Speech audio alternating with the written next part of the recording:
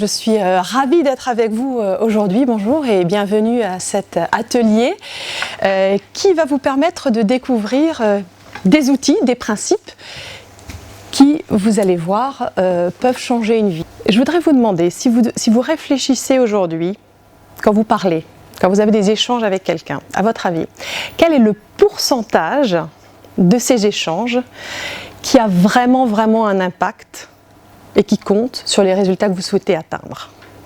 Si vous deviez donner un chiffre. 40%?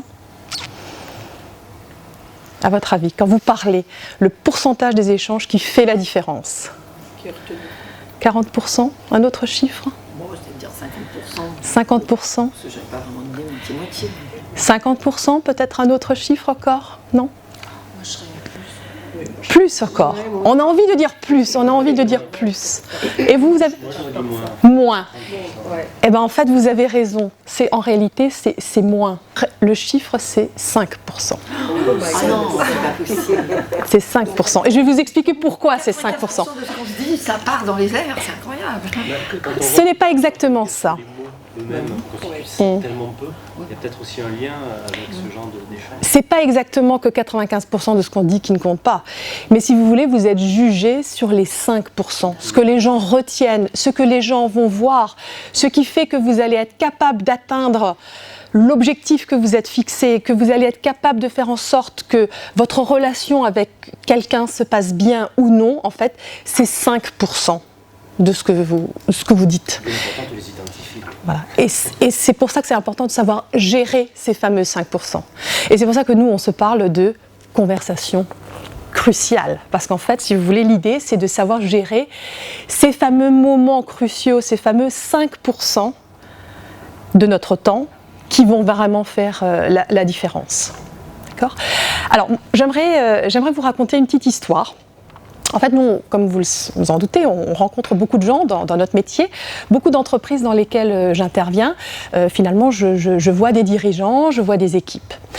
Ça, c'est l'histoire de Marc. C'est un DG qui a souhaité se former aux conversations cruciales et faire cette session avec son comité de direction. Si vous deviez rencontrer Marc, je suis sûre que vous me diriez, c'est le genre de leader qu'on considérerait comme un bon leader, quelqu'un de bien, quelqu'un qui est proche de ses équipes, quelqu'un qui a de l'écoute, quelqu'un qui a des idées, un visionnaire, voilà. Bon, moi, la première fois que je l'ai jugé, extrêmement positivement. Donc Marc a fait la formation et ensuite il a souhaité qu'on la délivre dans l'ensemble de son organisation. Et au fur et à mesure des sessions que j'ai animées dans son organisation, en fait, j'ai entendu beaucoup de choses concernant Marc. J'entendais les gens me raconter souvent une seule et même histoire qui revenait souvent sur quelques exemples où en fait Marc ne s'était peut-être pas forcément comporté comme il le fallait. Et c'est ces fameux exemples qui faisaient qu'à un moment donné on me disait « oui mais il n'est pas à l'écoute, oui mais on ne peut pas lui parler, oui mais ceci, oui mais cela ». D'accord ? Donc, bien sûr, je suis allée voir Marc, je lui en ai parlé et il était choqué parce qu'il ne s'attendait pas du tout à voir cette image. Et finalement, l'idée, c'est quoi ? C'est que dans 95% du temps, il faisait ce qu'il fallait. Mais en fait, malheureusement, il y avait ces quelques instants où il se comportait d'une manière certainement différente, où il se laissait emporter par ses émotions, où il retrouvait, je dirais, peut-être ces vieux démons qui prennent le dessus. Et c'est ça que les gens retiennent, c'est ça sur lequel ils vont vous juger et sur lesquels ils vont vous cataloguer et finalement avoir envie ou non de vous suivre. Et donc ce sont ces fameux 5% qu'il va falloir apprendre à gérer. Ma définition de ces moments cruciaux, ce sont ces fameux instants, ces fameuses situations, ces moments qui font la différence dans notre vie et qui, si nous savons les gérer de la bonne manière, vont nous permettre fondamentalement d'atteindre nos résultats et vont nous permettre d'améliorer nos relations aux autres. Voilà. Et donc l'objectif, c'est de savoir gérer ces moments-là. Donc en fait, lorsque je vais vous parler de conversation cruciale, l'idée, c'est pas juste de vous permettre de découvrir une méthodologie qui permet de mieux être à l'aise, de savoir mieux gérer les conversations, les échanges. Bien sûr, ça vient avec. Je veux dire, la méthodologie le permet.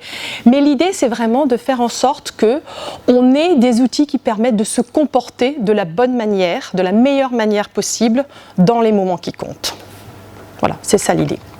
Et ce que Vital Smart a su faire, finalement, si j'en reviens un petit peu aux origines de ce programme, il y a eu beaucoup de recherches, beaucoup d'études qui ont été faites par nos collègues des États-Unis au départ.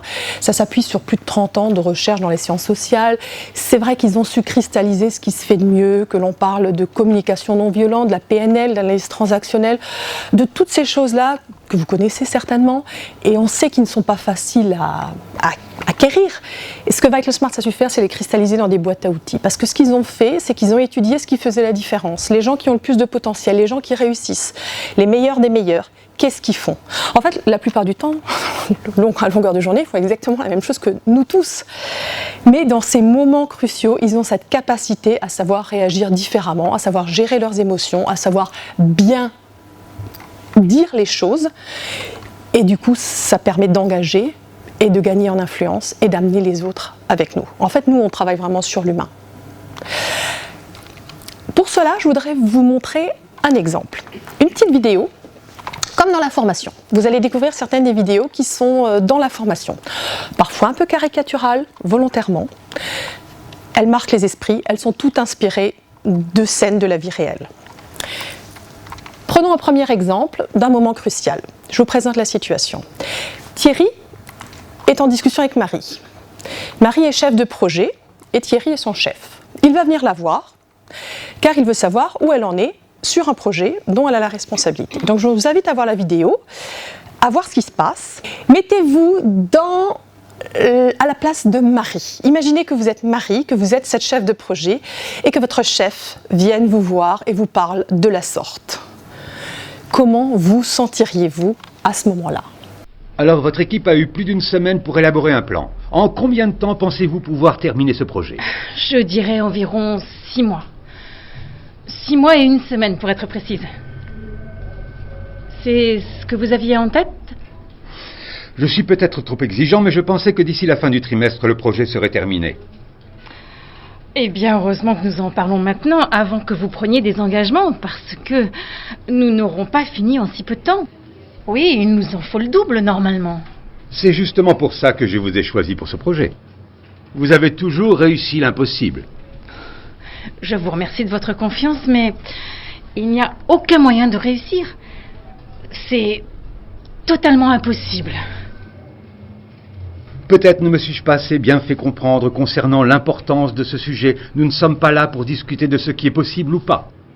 C'est votre boulot de trouver une solution et de finaliser ce projet pour la fin du trimestre. Le lancement des produits en dépend. Et puis, de toute façon, j'ai déjà accepté ce délai. Il figure également noir sur blanc dans le cahier des charges maintenant. Et tout le monde compte sur nous. Dois-je comprendre que vous avez déjà pris un engagement ?